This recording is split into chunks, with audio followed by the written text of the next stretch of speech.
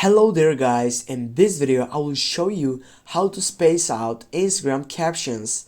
For example, when you're on your profile section and you type on the plus icon, then you go for example for post and you choose a post. I don't know, I will go and take it right now.